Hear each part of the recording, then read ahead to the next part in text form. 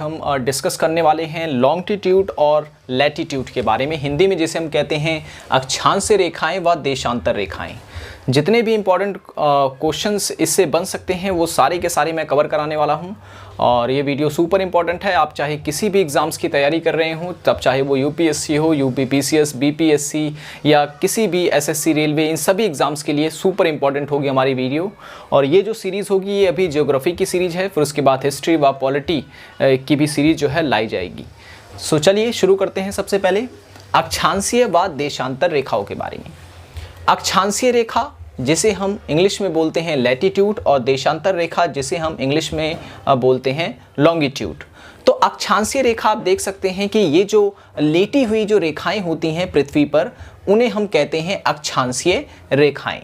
ठीक है, तो इस अक्षांशीय रेखा में जो सबसे महत्वपूर्ण रेखा होती है वो होती है 0 डिग्री वाली, यानी कि बीच वाली अक्षांशीय रेखा। बीच वाली अक्षांशीय रेखा जो है जिसे हम इंग्लिश में कहते हैं इक्वेटर। ठीक है, इक्वेटर, और हिंदी में इसे हम कहते हैं विषुवत रेखा। विषुवत रेखा या फिर इसे हम कहते हैं भूमध्य रेखा।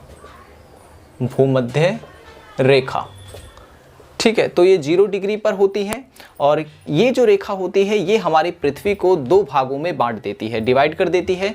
एक उत्तरी गोलार्ध और एक उत्तरी गोलार्ध और दक्षिणी गोलार्ध। ठीक है, तो हम कह सकते हैं कि सबसे इंपॉर्टेंट होती है। इससे रिलेटेड कई क्वेश्चन जो है एग्जाम्स में पूछे जाते हैं। अभी मैं बताऊंगा एक एक करके कि कौन कौन से क्वेश्चन आते हैं।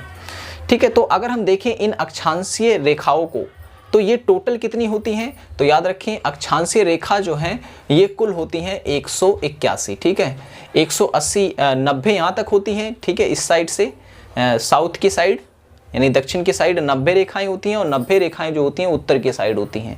ठीक है, तो 90 और 90 मिलकर बन जाती है 180 और 180 और बीच वाली जो 0 डिग्री है वो भी मिलकर जो है 181 अक्षांशीय रेखाएं बनाती हैं। ठीक है, और अब यहाँ पर एक चीज़ याद रखें कि इक्वेटर से रिलेटेड पहले मैं बता दूं कौन कौन से क्वेश्चन पूछे जाते हैं कि इक्वेटर जो है यानी कि जो भूमध्य रेखा है वो किन किन देशों से गुजरती है। बड़े बड़े एग्जाम्स में भी यहाँ से क्वेश्चन आते हैं। तो इसकी हम बात कर रहे हैं तो सबसे पहले मैं बता दूं, मैं ये बताता हूं कि पहले महाद्वीप, कितने महाद्वीप में गुजरती है विषुवत रेखा, तो आपका आंसर होगा 3 महाद्वीप में गुजरती है। ठीक है, कौन कौन से महाद्वीप में, तो पहला आ जाएगा इसमें एशिया, दूसरा है अफ्रीका, तीसरा है दक्षिण अमेरिका। दक्षिण अमेरिका, इन 3 देशों से 3 महाद्वीपों से जो है विषुवत रेखा गुजरती है। तो एशिया के 3 देशों से गुजरती है, अफ्रीका के 7 देशों से गुजरती है और दक्षिण अमेरिका के 3 देशों से जो है विषुवत रेखा गुजरती है। अब देशों के नाम भी आपको याद रखने हैं। ठीक है, तो एशिया के कौन से 3 देश है जहां से विषुवत रेखा गुजरती है, तो याद रखना है आपको। पहला देश आ जाएगा इसमें इंडोनेशिया। ठीक है, इंडोनेशिया, दूसरा है मालदीव और तीसरा है किरीवती। ठीक है ना, किरीवती। ये 3 देश हैं एशिया के और अफ्रीका के कुल 7 देश हैं। ठीक है, अफ्रीका के कुल 7 देश हैं जिसमें शामिल हो जाता है सोमालिया, ठीक है, डेमोक्रेटिक कॉन्गो, ठीक है, कॉन्गो, और फिर उसके बाद गैबॉन एक देश है। ठीक है, गैबॉन, और फिर उसके बाद कॉन्गो आ जाता है, केनिया आ जाता है। ठीक है, और उसके बाद इसमें युगांडा भी आ जाता है। ठीक है, इस तरीके 7 देश हैं। तो इतने देश आपको याद रखने हैं क्योंकि यहाँ जगह कम है तो उसको मैं लिखवा नहीं रहा हूँ। और दक्षिण अमेरिका के भी मैं आपको 3 देश यहाँ पे लिखवा देता हूँ। ठीक है, दक्षिण अमेरिका के जो 3 देश हैं उनका नाम है इक्वेडोर। ठीक है, दूसरा जो है वो है बोलीविया, बोलीविया नहीं, कोलंबिया,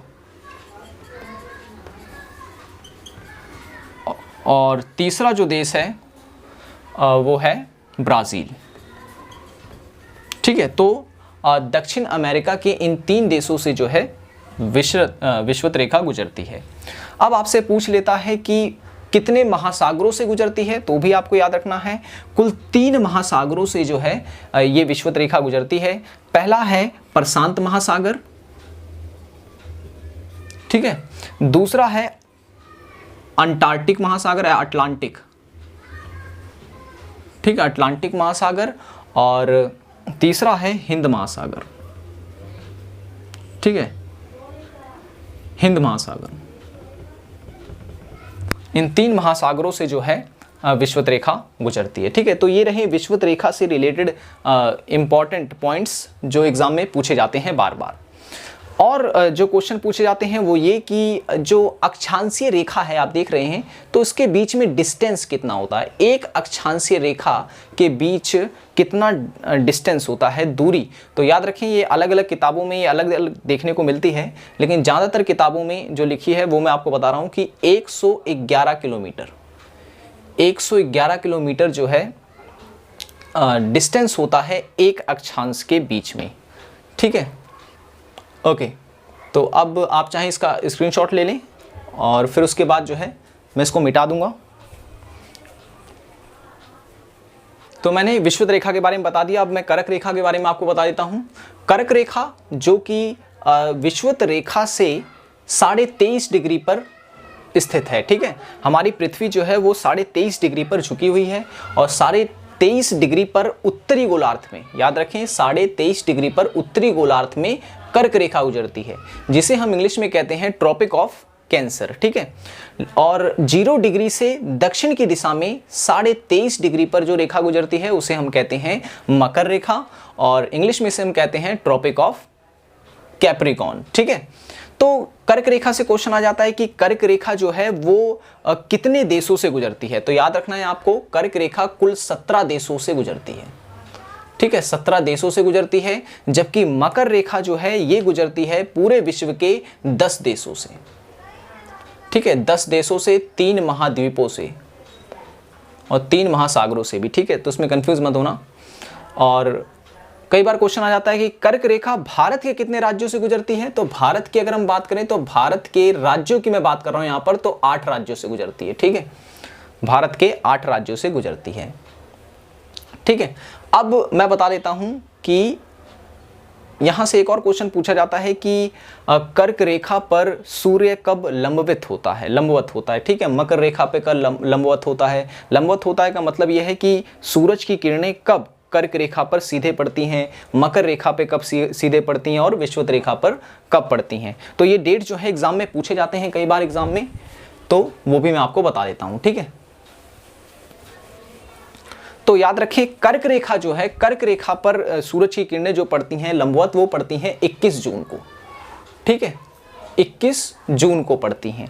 तो कर्क रेखा पर जब सूरज की किरणें सीधा पड़ेंगी तो होता यह है कि यहाँ पर गर्मी ज़्यादा हो जाती है, जबकि मकर रेखा की अगर हम बात करें तो यहाँ पर ठंड बढ़ जाती है, ठीक है।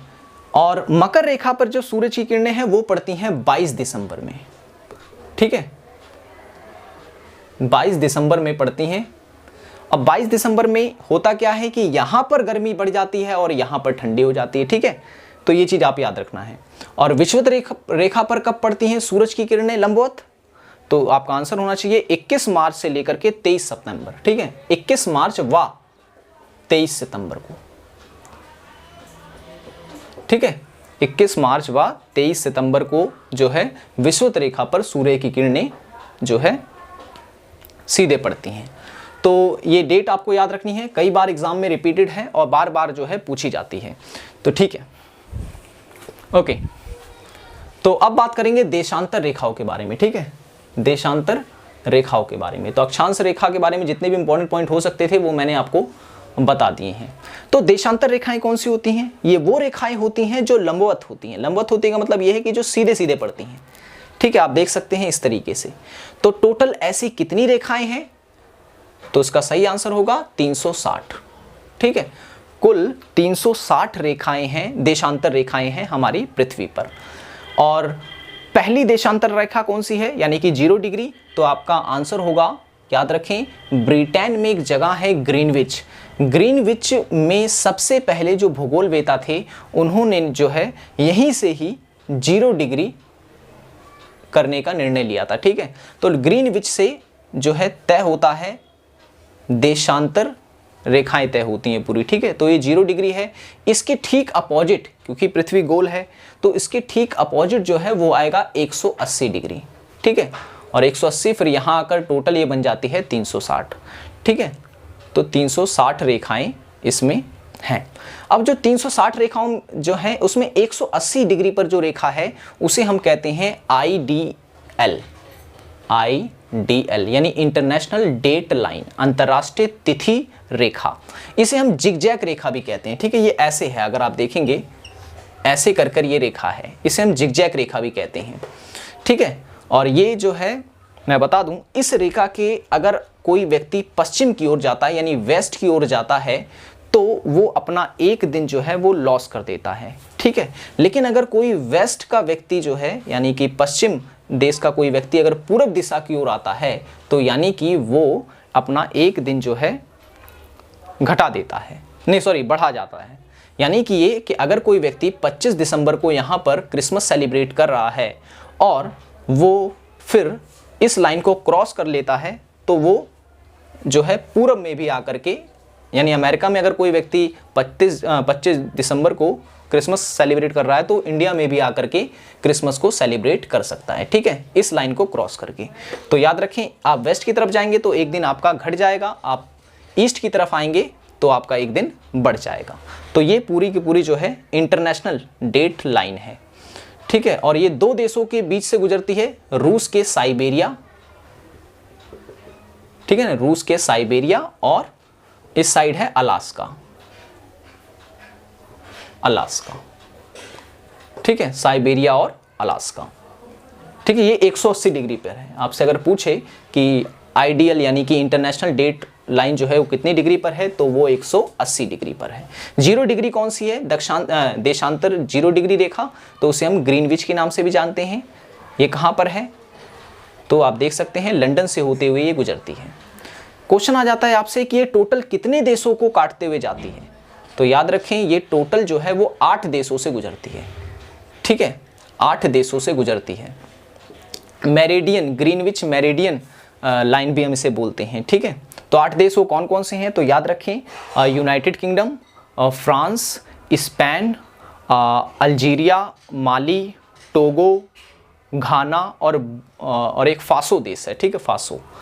इन 8 देशों से जो है ये लाइन गुजरती है। तो क्वेश्चन पूछा जा सकता है आपसे, तो आपको इसे याद रखना है। ठीक है, और एक चीज़ और कि जो देशांतर रेखा के बीच का डिस्टेंस है, ठीक है, बीच का डिस्टेंस है, आप देख सकते हैं यहाँ का डिस्टेंस जो होगा वो ज़्यादा होगा और आप जितनी ऊपर जाएंगे वहाँ का डिस्टेंस जो है वो घटता जाता है।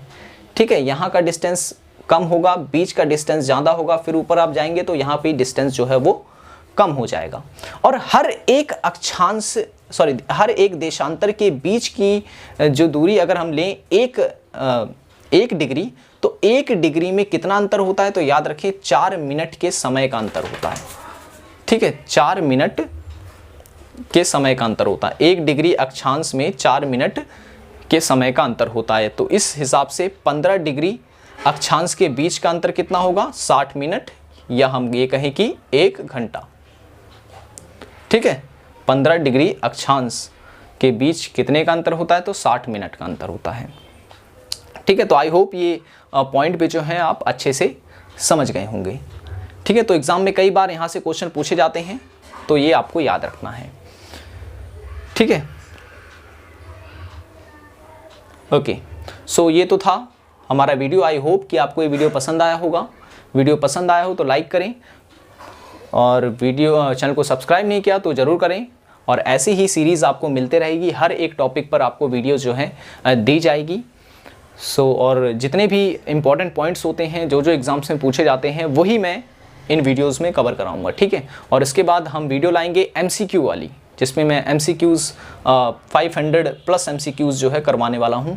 हर एक टॉपिक से होंगे वो, तब चाहे वो हिस्ट्री हो, जियोग्राफी हो, पॉलिटी हो, इकोनॉमिक्स हो, वगैरह वगैरह। ठीक है, तो आप स्क्रीनशॉट ले लें इसका। तो मिलते हैं अब नेक्स्ट वीडियो में। Thanks for watching this video.